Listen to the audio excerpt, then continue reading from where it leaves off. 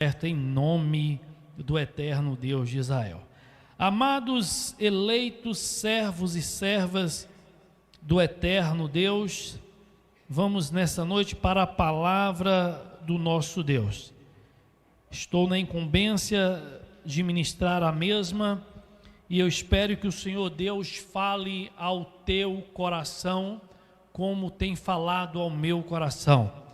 Deus tem palavra para nós nessa noite. Deus tem algo maravilhoso a se realizar aqui nessa noite, eu creio. Ele não trouxe você aqui à toa, muito pelo contrário. Ao Deus maravilhoso, ao poderoso, ao eterno, ao soberano, ao conselheiro, Deus forte, Pai da eternidade e ao príncipe da paz, aquele que vive, que reina para todo sempre, aquele cuja igreja está presente na presença dele e já está sentindo a presença do eterno Deus de Israel. Deus tem uma palavra para ti nesta noite. Amém? Abrimos a palavra do eterno Deus de Israel para aquele que trouxe a Bíblia Sagrada no livro da Revelação, o livro do Apocalipse, seguindo com o que está sendo falado nas terças-feiras, que é o estudo da carta às 7 igrejas da Ásia.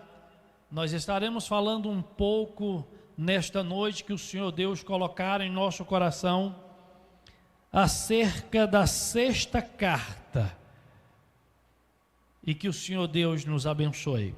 Capítulo de número 3 do livro da Revelação. Amém? Todos encontraram?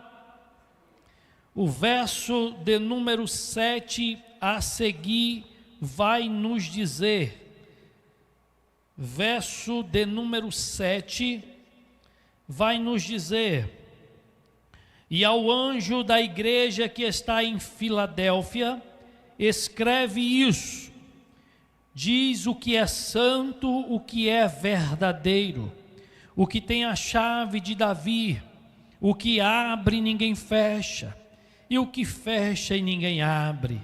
Oh, glória a Deus! Eu sei as tuas obras, eis que diante de ti pus uma porta aberta, e ninguém a pode fechar.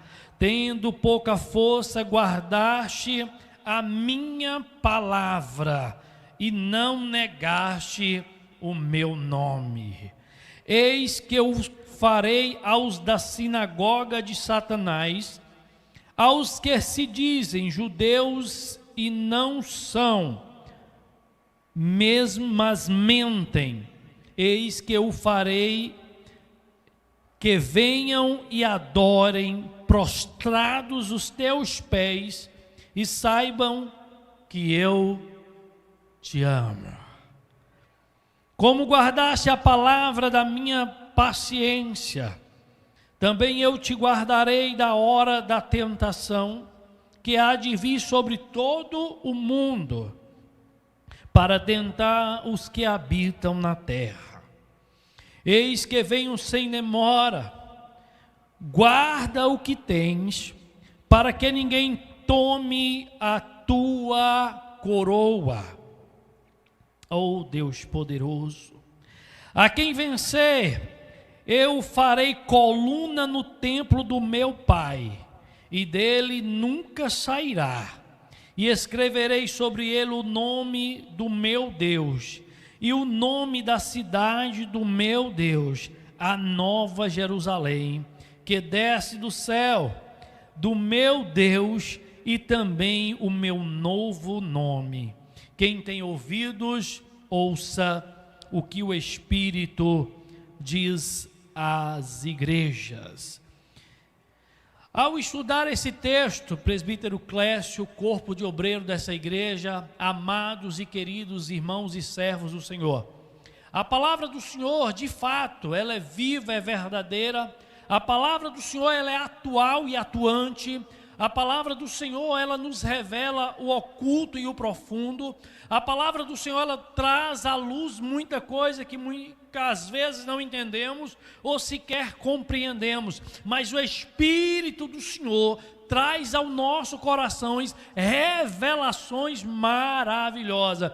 E sendo assim, nos alegramos e prostramos e começamos a dizer: Senhor, como Tu és maravilhoso. Quando eu estava lendo as 7 cartas às igrejas da Ásia, e cada carta tem uma peculiaridade, tem algo que é diferente de uma para com a outra, e eu te convido a vir às terça-feira, aonde estará mais aprofundado a questão do estudo a cada uma das cartas. Foram 7 cartas, elas tiveram elogios, tiveram críticas, tiveram promessas e também tiveram instruções daquilo que o Senhor queria e quer para a igreja. O Senhor sabe aonde a igreja está instituída, aonde o contexto ao qual ela está, a cidade e o momento. Deus sabe todas as coisas e, de fato, Ele tem um propósito para cumprir na vida da igreja. Quando eu olho para as 7 cartas, eu vejo que 2 delas não teve crítica alguma, 4 teve elogios e também teve críticas. E nós temos a igreja de Laodiceia, que não teve nenhum elogio, teve críticas e teve a instrução de ser zeloso e arrepender-se, para que pudesse voltar ao primeiro amor, pudesse voltar à essência do Evangelho. Quando eu olho para a igreja de Filadélfia, e aí a carta ela inicia dizendo: e ao anjo da igreja que está em Filadélfia, escreve isso, o que é santo e o que é verdadeiro. Nós estamos falando de um Deus santo e de um Deus verdadeiro. Quando a gente olha para o Novo Testamento, nós vamos ver por diversas vezes o Senhor Jesus dizendo: em verdade vos digo. Quando a gente olha para Levítico 19:2, nós vamos ver o Senhor dizendo: sede santo, porque o Senhor vosso Deus é santo. Quando a gente olha para o contexto histórico e literal ao qual a igreja de Filadélfia está, nós vamos ver que era uma cidade formosa, bonita, conforme as pesquisas através da internet, de livros. Nós vamos ver que ao redor da cidade, diz os historiadores, que tinha vinhedos, que tinham vários vinhedos. Era uma cidade que foi fundada pelo rei de Pérgamo, Átalos II, e tinha seu irmão Eumenes, e eles gostavam muito um com o outro. É tanto que o nome da cidade é Filadélfia, que significa amor fraterno, ou amor de irmão. A essência do amor, ela é dita na carta. A essência do amor, ela é traduzida a cada versículo que nós lemos. Nós vamos entender que essa cidade, ela foi fundada com o objetivo de difundir a cultura grega. E ali morava alguns judeus, e nós vamos ver na Bíblia, no capítulo número 7, o próprio Cristo falando acerca dos judeus, acerca da seita judaizante, e ele enfatiza muito bem o que iria acontecer de fato com essas pessoas. Quando nós olhamos para o contexto bíblico, nós vamos ver que esta cidade, ou a região que ela estava, tinha muitas questões sísmicas de vulcões, tinha terremotos, e de fato essa cidade ela foi destruída com o terremoto e foi reconstruída no ano 90 depois de Cristo. Quando nós olhamos para o contexto histórico, nós vemos algo que nos traz uma revelação muito profunda. Quando a Bíblia inicia: e ao anjo da igreja que está em Filadélfia, escreve o que é santo e o que é verdadeiro, o que tem a chave de Davi, o que abre e ninguém fecha, e o que fecha e ninguém abre. No contexto histórico, literal, quando iniciou os reis em Israel, nós vamos ver que o rei Afonso, ele escolhia uma pessoa dentre aquelas de confiança e entregava uma chave como símbolo de confiança, e essa pessoa tomava conta das riquezas, do tesouro do rei. Então essa pessoa, ela tinha em suas mãos uma responsabilidade muito grande. Nós vamos ver Isaías dizendo no capítulo de número 22, no verso de número 22, e falou sobre a chave do trono de Davi. Ele diz: porém, sobre o seu ombro a chave da casa de Davi, ele abrirá e ninguém fechará, fechará e ninguém abrirá. O rei, ele entregava a um dos seus súditos, a pessoa de confiança, uma chave, e essa chave era das finanças, de tudo aquilo que o rei possuía para tomar conta. Quando a gente olha para o contexto do livro do Apocalipse, no capítulo número 7, aonde traz a revelação dessa carta, e agora nós entendemos que Jesus é o rei. Jesus de fato ele é rei.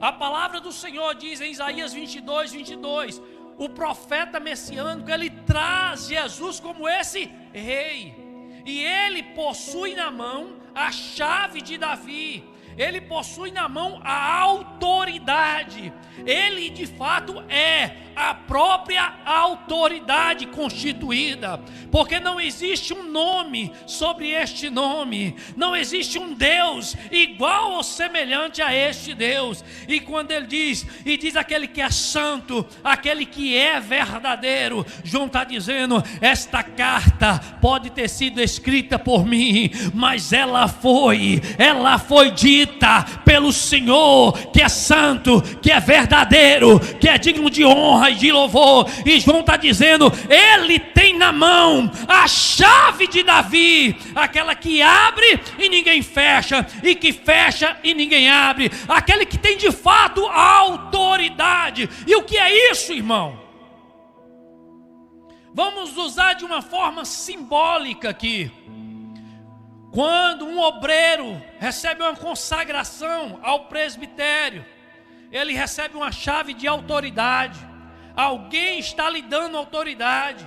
Primeiramente o Deus do céu, depois o pastor ao qual lidera ele. Quando o círculo de oração, a irmã que é regente do círculo de oração, recebe do pastor algo e a designa ela a ser líder, ela recebe uma chave. Ao líder do GECEL, ela entrega uma chave, algo para que ele possa fazer ao nome de alguém. Jesus entregou nas tuas mãos uma chave de autoridade. Jesus entregou nas tuas mãos algo precioso para que você cuide e zele. Jesus colocou algo na tua mão para que a obra dele possa ser continuada. Quando a gente olha o João dizendo que ele abre e ninguém fecha, que ele tem a chave de Davi, João está dizendo, igreja, existe um que é sobre todo nome. Igreja, quem está escrevendo essa carta, de fato é o dono da igreja, que conhece o contexto da igreja. E entenda uma coisa, Jesus não conhece a igreja como nós a conhecemos.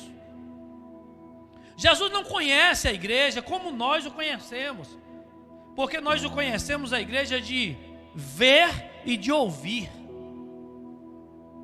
Entenda, nós conhecemos a igreja de ver e de ouvir, e muitas vezes de ouvir até muitas coisas distorcidas ou erradas.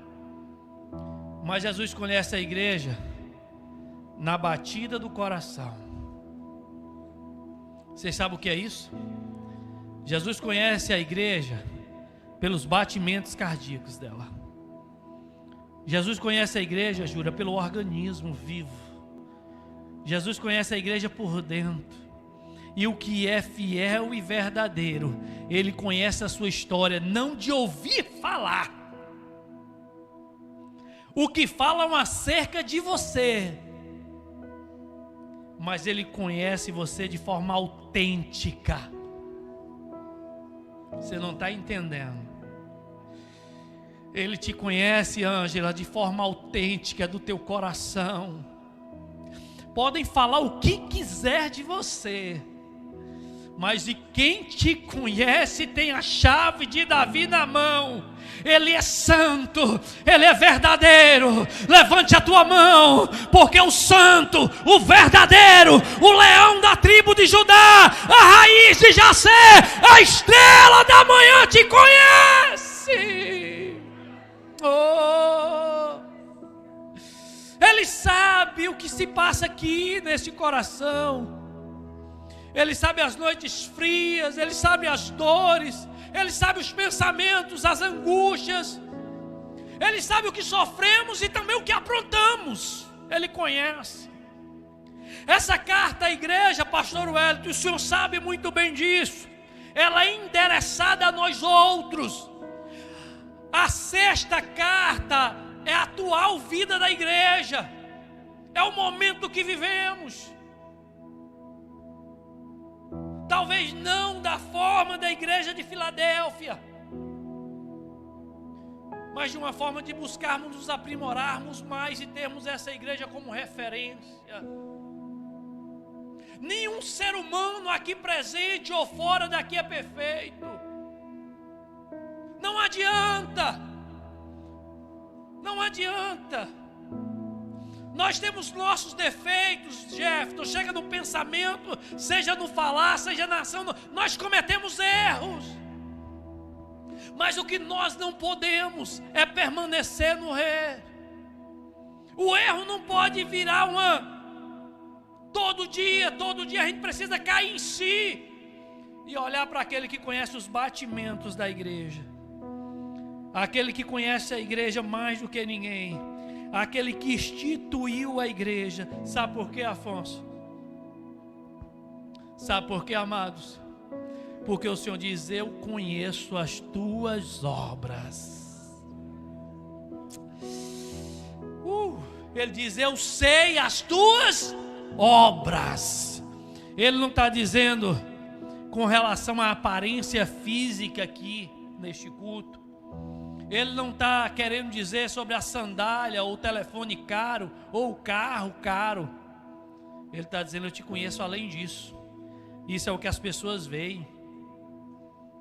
Eu não te conheço do comércio que você tem, aparentemente muito bonito teu comércio. Não, eu conheço além. Eu te conheço lá dentro do teu quarto.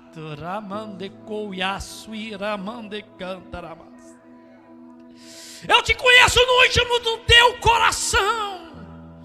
E eu sei como está a tua vida mais do que você mesmo. Conheço as tuas obras. Sei a tua história.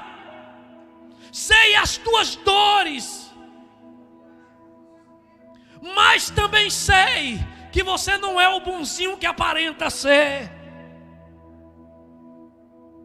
Também sei que você não é o jarro mais bonito, a rosa mais bela. Eu sei que tu tens espinhos, mas eu conheço a tua obra, e eu estou aqui para aperfeiçoá-la, Levante a tua mão, a porta da graça está aberta, o Rei dos Reis está aqui, o Deus de Israel se faz presente neste lugar. Ele está dizendo: eu sei as tuas obras, eu lhe conheço. Ele está dizendo: eu sei o que você tem pedido, eu sei o que você tem deixado de pedir, eu sei onde você tem andado e aonde você tem deixado de andar, e eu sei, já tenho te avisado para onde você deve ir e para onde você não deve ir. E ele diz: eis que diante de ti pus uma porta aberta. Porta aberta, queridos, é acesso. O acesso está liberado. Porta aberta é oportunidade. Mas a decisão de adentrar ou não a porta, ela é minha. Aquele que não entra pela porta, mas pula a janela, é ladrão e salteador. Jesus diz: eu sou a porta, e as ovelhas conhecem, elas entram e saem. Ele está dizendo: eu pus diante de ti uma porta aberta, mas muitas pessoas veem a porta e não entram. Mas assim como Jesus colocou uma porta aberta diante de nós, cuidado, porque a porta que o inimigo abre, ela é larga e espaçosa, mas a porta que Jesus abre é estreita, passa um por vez, mas o céu é garantido. E melhor é passar pela porta estreita, Gil, ainda que doendo, machucado, ainda que cheio de espinhos, ainda que a dificuldade vem. Quem disse que é fácil servir a Deus, irmão? Quem disse que é fácil estar aqui? Olha para o lado do teu irmão aí. É fácil amar teu irmão? É fácil? É fácil dizer que ama, irmãos, mas viver o amor na essência é difícil. E Deus está dizendo: eu conheço as tuas obras. Deus não está falando de obra de palavras, Deus está falando de ação. Deus está falando de dar o primeiro passo e a iniciativa. Não é obras de Deus somente na cabeça. Eu tenho vontade de fazer o bem, eu tenho vontade de abraçar, eu tenho vontade de dar a paz do Senhor. Não, Jesus quer que você faça. Ah, meu Deus do céu, o mandamento é claro: amai a Deus sobre todas as coisas. Amai a Deus sobre todas as coisas. Quem aqui ama o Senhor? Quem aqui ama o Senhor? Dá um brado de vitória. Quem pode dizer: eu te amo, Senhor? Eu te amo, Deus. Quem já declarou que ama Ele? Quem declara aí? Declara. Diga: eu te amo, Senhor. Eu te amo. Eu sei que eu não sou perfeito, mas eu te amo, Deus. Agora é amar ao próximo como a ti mesmo. Amar a Deus não é difícil. Amar a Deus não é difícil, porque o ser humano, ele vive da seguinte forma: eu dou porque você me dá. Se algum presente, obviamente eu me sinto na obrigação de dar um presente. Se no meu aniversário alguém me presenteia, aí na mente já pensa assim: no aniversário dele eu preciso dar algo. Então eu já estou aqui pensando que eu ganhei, eu dou. Mas você já deu presente sem esperar algo em troca? Você já amou sem esperar que o outro lhe ame? Isso é profundo. Isso é profundo. Jesus está dizendo: isso eu te amo, independente que você me ame ou não, porque o amor que eu tenho por ti vai além do que você consiga entender. O amor de Deus, ele é incondicional, não depende de condições. Jesus sabia que a humanidade iria traí-lo, que Pedro iria negá-lo, que Judas iria traí-lo, ao ponto de no Getsêmani ele dizer: Pai, se possível for, aparta de mim esse cálice, a vontade humana. Porque dói, irmãos. É fácil amar? É, quando o outro ama. É fácil gostar quando o outro gosta. Você já deu a paz para alguém ou cumprimentou e alguém virou as costas? Qual é a sensação?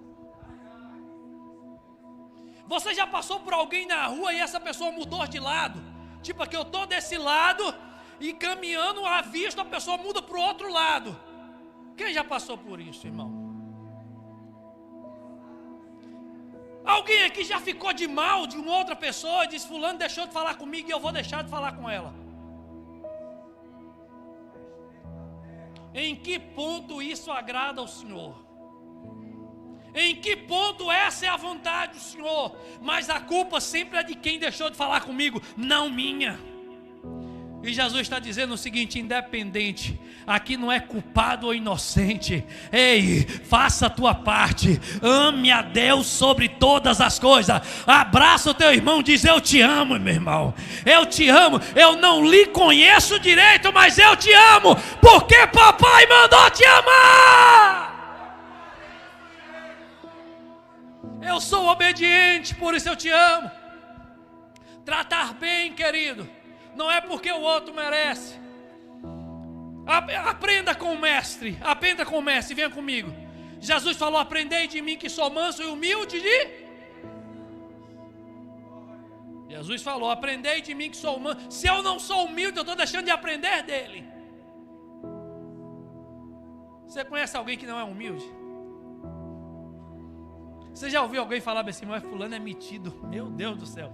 Se tivesse asa nem andava, voava, viu? É por isso que Deus não dá asa à cobra, chama até de cobra. Falei, meu Deus, tu és cobra, viu? Não é assim que funciona. Mas em algum momento, em algum contexto bíblico, nós vimos Jesus falar isso. Em algum contexto bíblico, nós vimos Jesus usar essa forma de fala.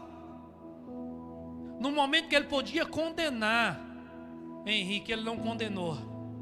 Quando lançaram aquela mulher pega em ato de adultério aos pés dele, os acusadores, olhe para mim, crentes, viu? Eles conheciam a palavra. E eles falaram, vamos pegar ali, vamos ver se ele é filho de Deus mesmo. Pegou a mulher em ato do adultério e jogou nos pés. Segundo a lei, só quem poderia condenar aquela mulher é quem não tinha pecado. E o único que não tinha pecado era Jesus. Então o único digno de dar sentença àquela causa era Jesus. E ele decidiu não sentenciá-la da forma que eles queriam. Jesus falou e disse, quem não tem pecado que atire a primeira pedra. Antes de nós falarmos do pecado do irmão, ixi, meu Deus, vamos lembrar da seguinte fala: eu conheço as tuas obras, eu sei quem tu és. Oh, quem de nós aqui é merecedor de alguma coisa, irmãos?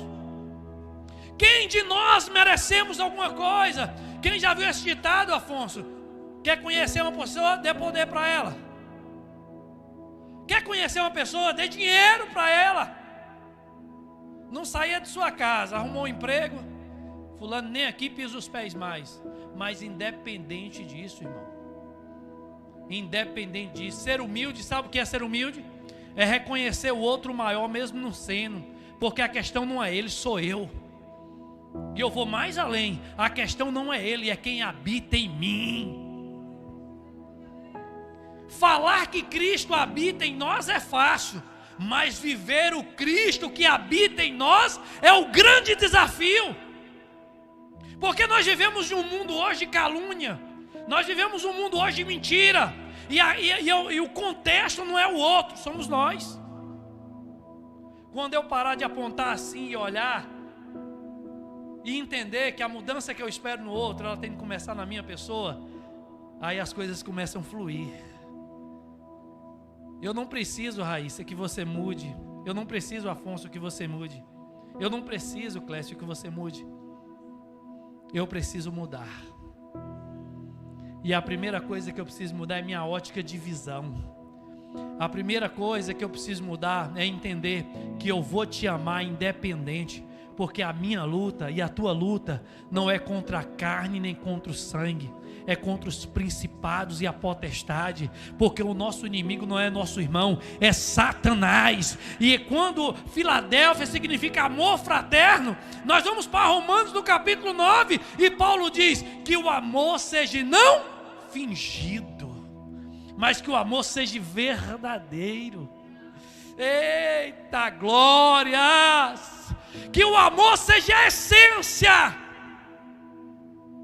Quando eu olho para esse texto, diz: e ninguém a pode fechar.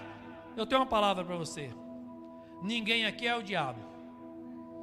E eu profetizo que a porta que Jesus abriu para você, o diabo ele não vai simplesmente poder fechar, ele não pode nem chegar perto.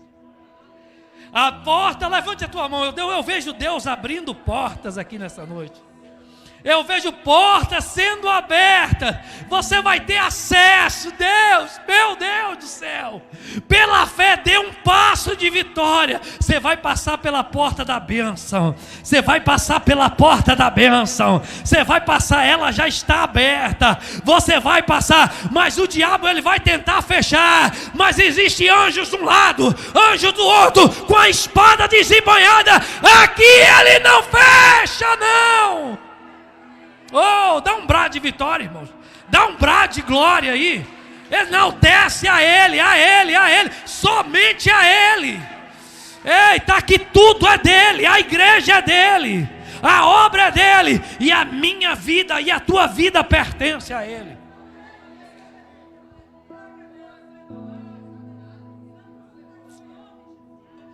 Meu Deus.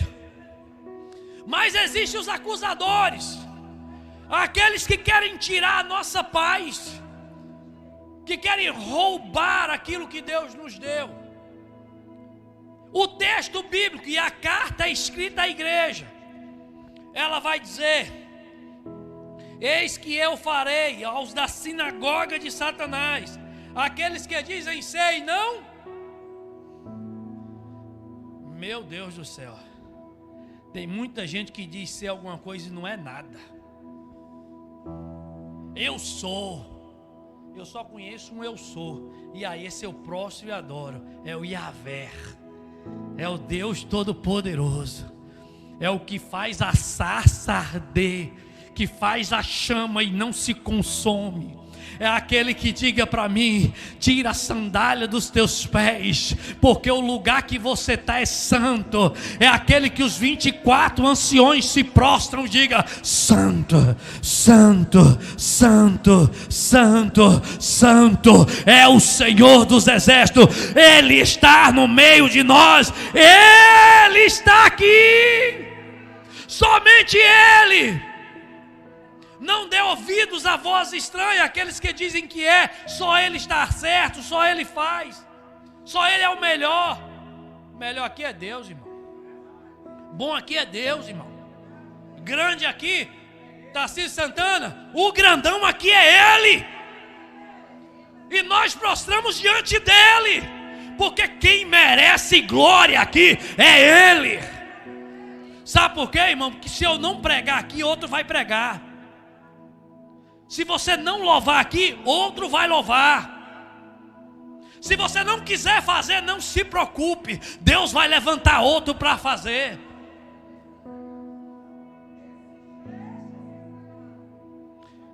Você é insubstituível, entenda, Alex, como assim? Ficou doido? Não, você é insubstituível como pessoa. Como pessoa não existe dois Afonso não, viu? Deus te fez único, mas em função, todos nós somos substituíveis. Não existe dois Alex. Meu DNA é único. Minha digital, dizem agora que tem outras, que não são mais.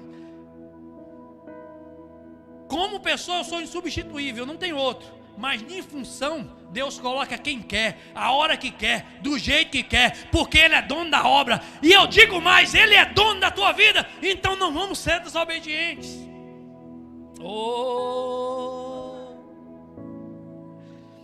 E aí há uma recompensa, porque não é fácil. A igreja de Filadélfia ela é considerada uma igreja fraca. E eu vejo essa fraqueza aos olhos dos homens, porque Paulo diz ao fraco: eu sou forte. Paulo não está mandando eu dizer para Mateus que ele é fraco e vai ficar forte. É errado. Paulo está mandando eu dizer para mim mesmo: diz, ó fraco Alex, você é forte, porque quem habita em ti é maior do que quem habita no mundo. Numa minha fraqueza aí é que eu estou forte. A igreja de Filadélfia era considerada por muitos uma igreja fraca, e o texto traz isso. E o próprio Cristo faz revelação a isso, quando ele diz: como guardaste a palavra da minha profecia. Aleluia. Eu também te guardarei na hora da tentação que há de vir sobre todo mundo, para tentar os que habitam na terra. E aí entra o versículo maravilhoso, como todo o contexto. E ele diz o seguinte: ei, olhe para mim. Ele diz: guarde o que tens, para que ninguém tome a tua coroa. Mas antes disso ele diz: eis que venho. Ele diz um alerta. Preste bem atenção, igreja do Senhor. Preste bem atenção. Ele diz: eis que eu venho sem. Guarde o que tens, para que ninguém tome a tua. olhando o texto de uma forma fria, simples, nós vamos olhar e ver que cada um de nós temos uma coroa, é nos dada, é a coroa da salvação. A Bíblia fala em várias coroas e eu separei aqui algumas. A Bíblia fala sobre coroa de justiça, porque quando aceitamos a Jesus, nós deixamos a injustiça de lado, deixamos a mentira, ainda que tem alguns crentes que continuam mentindo, né? Mas eu não creio nisso, tá? E você não é essa pessoa, amém? E se você for, não vai ser mais, vai deixar, porque quem comete mentira é escravo dela, e o pai da mentira não é Jesus. Jesus é o pai da verdade, a Bíblia diz, e diz aquele que é santo e verdadeiro, e nós o seguimos e somos imitadores dele, por isso andamos na verdade. E ele diz o seguinte: a coroa da justiça. Aí tem a coroa da vida, ou a coroa da vida eterna, ou a coroa da salvação. Nós vamos ver a coroa da alegria, porque nós pensávamos, Jefferson, que era feliz no mundo, na bebida, reunião dos amigos, deixando a mulher em casa, mentindo, aprontando, e dizia: eu bebo para ser feliz. Éramos escravos e não sabia. Vivíamos como os porcos nos lamaçais do pecado e não sabia. Aparentemente para as pessoas estávamos felizes, o maior sorriso do mundo, a maior felicidade, mas dentro de um coração um vazio sem tamanho. Quando tudo se fechava, o coração se entristecia. Mas no dia que aceitamos Jesus, a alegria, jura, ela nasceu de dentro para fora. Não é uma alegria aparente. E a alegria, Clécio, ela vai além. Sabe por quê? Porque ainda que a alegria, ainda que me falte qualquer coisa, como diz Abacuque, ainda que a figueira não floresça, ainda que eu passe por dificuldade, todavia eu me alegrarei no Senhor. Ainda que eu não tenha emprego, ainda que as finanças se fecham, eu creio no Deus da minha provisão, eu creio no Deus da minha salvação. Então, quando eu aceitei Jesus, Alos, a alegria brotou no meu coração. Lembra aí do primeiro amor? Lembra no dia que você aceitou Jesus? De 10 palavras que você falava, 8 era Jesus. No decorrer do tempo isso diminuiu, mas precisa voltar, irmãos. Quando olhamos para a palavra, nós vamos ver de coroa incorruptível, nós vamos ver de coroa de glória. E aqui Jesus está dizendo: eis que venho sem demora.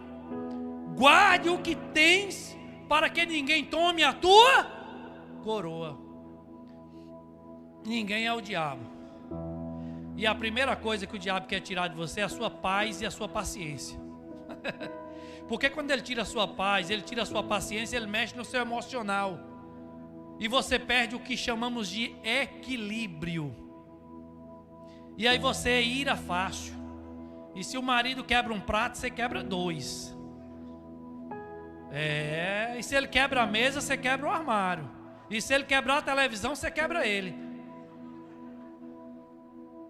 Porque o emocional se foi. Não é isso? Ele trabalha no emocional. Mas nós temos aquele que é humilde e manso. Nós temos, Paulo diz: o Espírito de Deus habita em nós. Há uma chama dentro de nós. Há uma presença que emana daqui de dentro, que toda a glória pertence a Ele. É algo inexplicável a presença do eterno Deus de Israel. E quando Ele diz: eis que venho sem demora, guardes o que tem, para que ninguém tome a minha coroa. Diga comigo: o diabo não vai roubar a minha coroa, porque foi Deus quem me deu. Dá um brado para Ele aí de glória. Deus nos deu uma coroa para gente guardar essa coroa? Eu separei algumas coisas. O que é que a gente precisa guardar? A gente precisa guardar a palavra, irmãos. A palavra é alimento. Crente que não vem na igreja não se alimenta. Consequentemente, vai ficar desnutrido e precisa entrar na UTI de novo. E a porta da UTI está aberta. Venha. Nós precisamos guardar a palavra. Davi falou que ele guardou a palavra onde? No coração. Por quê? Para que não pense pecar contra Deus.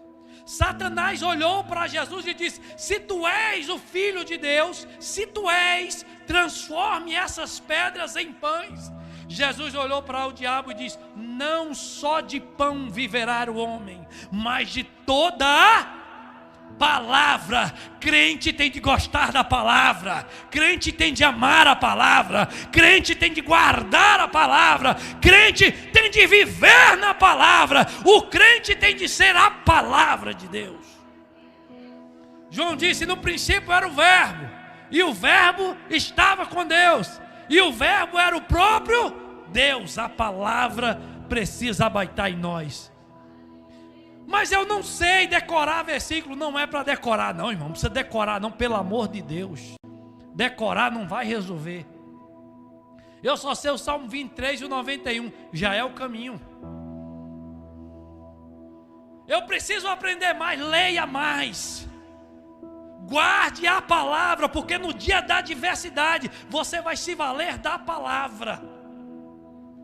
Porque sem a palavra do Senhor, o que seria de nós? Porque é pela palavra que o Espírito trabalha no meu e no teu coração.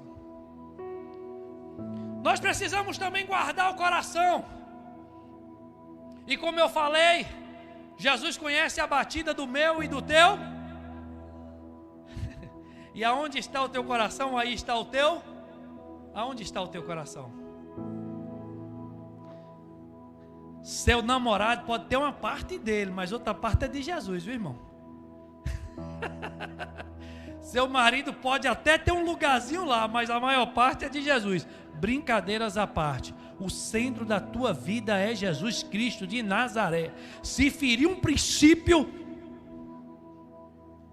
o próprio Deus diz: esse povo me louva com os lábios, mas o seu coração está distante de mim. Sabe por quê? Porque eu posso ver até alguém cantar um louvor bonito, e posso admirar e ajudar ele cantando, mas só Deus sabe se aquele louvor está saindo do coração ou não. Eu posso estar até pregando bonito aqui, que não é o caso, mas só Deus sabe se essa palavra está sendo verdadeira dentro do meu coração ou não. E para Deus, pastor Wellington, você sabe muito bem disso que é pastor, não importa simplesmente o que eu falo, mas o que eu faço. Porque quando encontraram aquele samaritano no chão, machucado, passaram sacerdote por ele, passaram levitas por ele, mas nenhum deles abraçou, nenhum deles cuidou, mas eram ministros, mas pregavam a palavra. Não é por muito pregar, irmãos, mas pelo que eu faço, pelo que eu vivo. É a essência, é o brilho, é o Espírito. Oh, aleluia. Porque quem é servo aqui é servo lá fora. Eita, meu Deus do céu, como está o teu coração? Ainda existe uma chama aí dentro. Tem uma chama dentro do seu coração. Como está o azeite aí dentro? Como está o azeite das 10 virgens? Como estão os azeites? O azeite está aí, está brotando ou ele parou? Se nós não tivermos, Clécio, enxertados na videira verdadeira, o galho murcha, seca e morre. Não permita que tire você da videira verdadeira. E essa videira é Cristo. Ele está neste lugar. Ele está te chamando. Nós precisamos guardar, para não tomar a nossa coroa, nós precisamos guardar a nossa língua. Nós precisamos guardar a nossa língua. O diabo, ele não sabe o que eu penso, ele não sabe o que está no meu coração, mas ele está ouvindo o que eu falo. E a mesma boca que adora é a mesma boca que amaldiçoa. Tiago diz: não pode de uma mesma fonte sair água doce e água salgada. A mesma boca que abençoa não pode ser a boca que vai amaldiçoar. A fonte é o teu coração. Como está o teu coração? Tem água viva? Porque em Coríntios 5,17 diz que do meu interior fluirão rios de águas vivas. Nós somos um canal de Deus aqui na terra. Jesus diz assim: vós sois a luz do mundo, vós sois o sal da terra. Oh, meu Deus do céu, eu não sou merecedor de que essa luz habite em mim, mas ela escolheu habitar em mim. Eu sou digno de ser o sal, mas esse sal resolveu habitar em mim. E o que é que eu posso fazer? Retribuir com minha vida, entregue inteiramente a Ele. Oh Deus, nós temos de guardar os ensinamentos de Cristo. E Ele diz: aprendei de mim que sou manso e humilde de coração. Ele é manso e humilde de coração. Se aqui existem pessoas que não é manso nem humilde de coração, venha para Jesus, que daqui a pouco eu faço o apelo, viu? Uai, crente aceita Jesus? Aceita, irmão, de novo. Como é que é? A Bíblia diz: por se multiplicar a iniquidade, o amor de muitos esfriaria. E para que o amor se renove, eu preciso aceitar Ele todo dia, independente se você aceita ou não. Eu quero Jesus todo dia, eu preciso dEle todo dia. Eu preciso guardar esse amor de Romanos no capítulo 12, verso 9, que o amor seja não fingido. Meus amados, quando eu olho para a palavra do Senhor, e Ele está dizendo que guardar tudo isso não é fácil. Guardar tudo isso, guardar a palavra é fácil, irmãos? Viver pela palavra é fácil, irmão? É fácil viver a essência da palavra?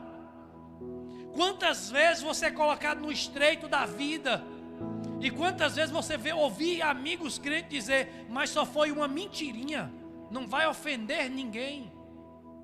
Quantas vezes no trabalho, quantas vezes você vê pessoas que compram e não pagam. É fácil viver a palavra? Não é não, irmãos. Não é fácil viver aqui segundo os princípios, mas isso não nos dá legalidade para viver no erro. Isso não pode nos dar legalidade para viver no erro. Eu preciso entender que Jesus Cristo é o centro da minha vida, e Ele me libertou, e agora eu sou livre, eu sou livre, eu sou livre, porque se pois o Filho vos libertar, verdadeiramente sereis livres. Não é pela minha força, não é pelo meu entendimento, a vida não é fácil, todos os dias eu sou posto à prova, todos os dias as tentações vêm, mas Ele tem nos sustentado. Se coloque de pé, irmãos. Coloque a mão no teu coração. Eu tenho uma palavra de Deus para a tua vida. E a palavra de Deus que eu tenho para você é: não desista. A palavra que eu tenho para você: não desista. Vai valer a pena. Vai valer a pena. Vai valer a pena. A palavra que eu tenho para a tua vida, essa vale a pena. Paulo diz em Romanos no capítulo 8, no verso 18, Tarcísio. Paulo diz que as lutas desse tempo presente, as guerras desse tempo presente, olha para cá, irmãos. Paulo está dizendo que as lutas de hoje não há de se comparar com a glória que em nós há de ser revelada. Se permaneça firme, não caia, não ceda à tentação do diabo. Não ceda, não ceda. Permanece firme naquele que te chamou. Porque a palavra diz, e a quem vencer, a palavra diz que a quem vencer, eu farei coluna. A Bíblia diz: aos que vencerem, eu estou diante de vencedores, porque a palavra do Senhor, ela vai dizer de forma bem clara: em mim tenhais paz. Em mim tenhais paz, no mundo tereis aflições, mas tem de bom ânimo. Nessa noite Deus vai renovar o teu ânimo. Nessa noite Deus está renovando o teu ânimo. Eu não sei qual é a tempestade que você está enfrentando. Eu não sei qual é a luta que você está agarrado nela. Eu não sei qual é a tempestade, seja na área conjugal, seja na área material, financeira, seja com relação a relacionamento. Eu não sei, seja o que for o desemprego, as incertezas, questões psicológicas. Eu não sei se é a enfermidade que você está enfrentando, mas de uma coisa eu sei: não desista, que ao rugir do leão, oh meu Deus, meu Deus, meu Deus, diante de tudo isso eu olho para João olhando a nova Jerusalém, e ele dizendo: eu esperei tanto por isso, eu esperei. A nossa morada não é aqui, a nossa morada é no céu. Enquanto eu aqui viver, eu vou viver segundo os princípios da palavra de Deus. Eu não vou desistir. Os que estão comigo, quem está comigo? Quem está comigo? Eu não vou desistir. Quem está comigo, levante a tua mão. Eu não vou desistir. Eu não vou. Deus está renovando a tua força. Deus está te renovando. O Espírito de Deus está descendo sobre a tua vida. Quem está comigo? Eu não vou desistir. Eu vou marchar. Mas eu não vou desistir.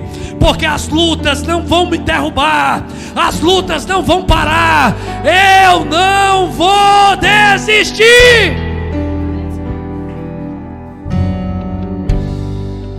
Preciso de ti.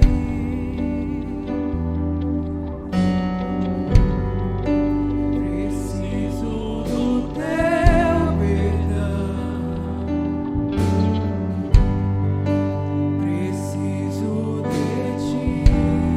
Fale para Deus que você precisa dele. Fala para o Senhor que você precisa dele. Se derrama diante dele, porque ele conhece a batida do teu coração. Se prostre diante dele.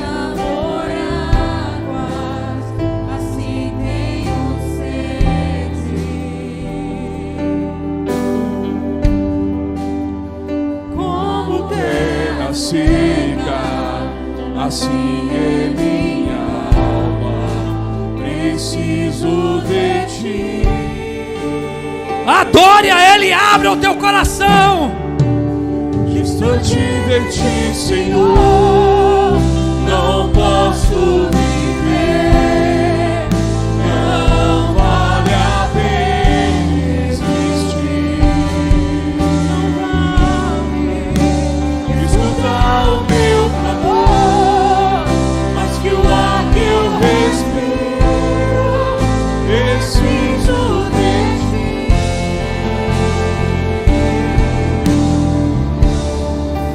Não posso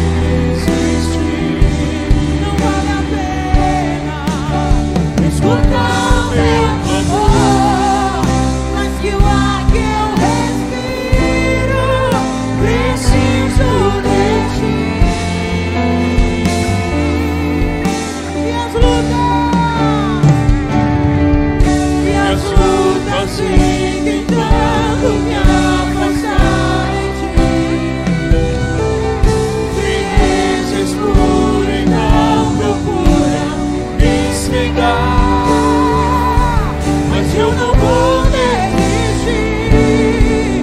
Ajuda-me, Senhor, eu quero permanecer contigo até o fim.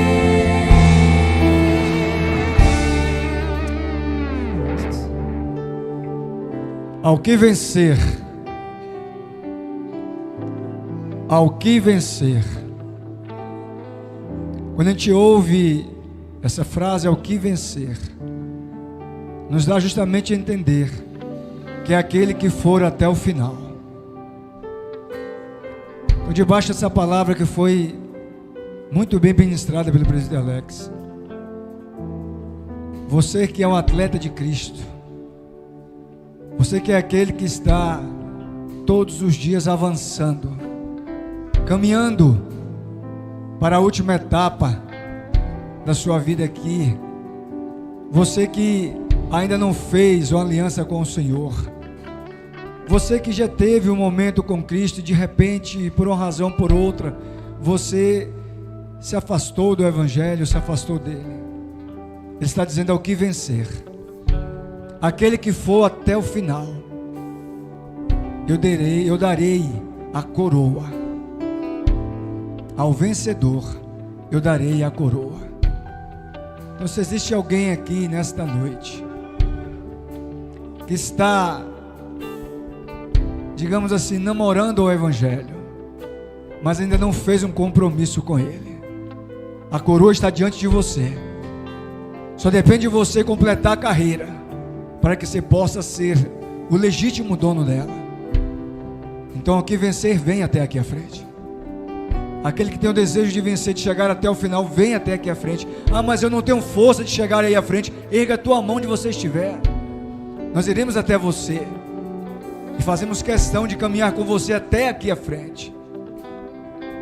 Ou aquele que precisa retornar ao caminho do Senhor. Ah, mas eu não estou me sentindo bem, eu nem estou me sentindo fraco. Nós estamos aqui para te ajudar a caminhar. Erga a tua mão ou vem até a frente. Como diz a canção que está sendo entoada aqui agora: preciso de ti, Senhor. Você precisa, eu preciso, nós precisamos do Senhor. Então este é o momento de você fazer a sua profissão pública de fé, entregando a tua vida ao Senhor. Não existindo alguém, eu oro a Deus nesse momento. Pai, em nome de Jesus, nós somos gratos ao Senhor por este momento, por este culto, por esta oportunidade de estarmos aqui. Muitos queriam estar aqui nessa noite, mas não conseguiram chegar. Mas eu peço ao Senhor que fortaleça os teus filhos, que o Senhor Deus reacenda a chama em vossos corações, que o Senhor possa, Deus, a cada dia nos sustentar, para que possamos chegar, ó Deus, ao final da nossa caminhada e receber o nosso prêmio diante do Senhor. Ser com a tua igreja, ó Deus, opera os teus feitos em nosso meio, não nos deixa só, Senhor, mas que possamos experimentar a boa, a perfeita e agradável vontade do Eterno. Ser, ó Deus, com cada um nessa noite, que a nossa semana, ó Deus amado, seja repleta da sua presença. Ainda que venham as adversidades, ainda que venham as provas, ainda que venha, ó Deus amado, tudo aquilo que não provém do Senhor, mas que a tua presença nos sustente a todo instante, a todo momento. Que o amor de Deus, que a graça redentora do nosso Senhor Jesus Cristo e as doces e inefáveis consolações do Divino Espírito Santo seja com você e com a tua casa. Vá em paz, que o Senhor te abençoe, que o Senhor, faça com que o seu rosto resplandeça sobre você e te dê a paz. Aqueles que ainda não tomaram a ceia, que não puderam estar aqui pela manhã, venham para o lado de cá. O presbítero Juraci estará nos servindo a ceia nessa noite. Que Deus te abençoe em nome de Jesus.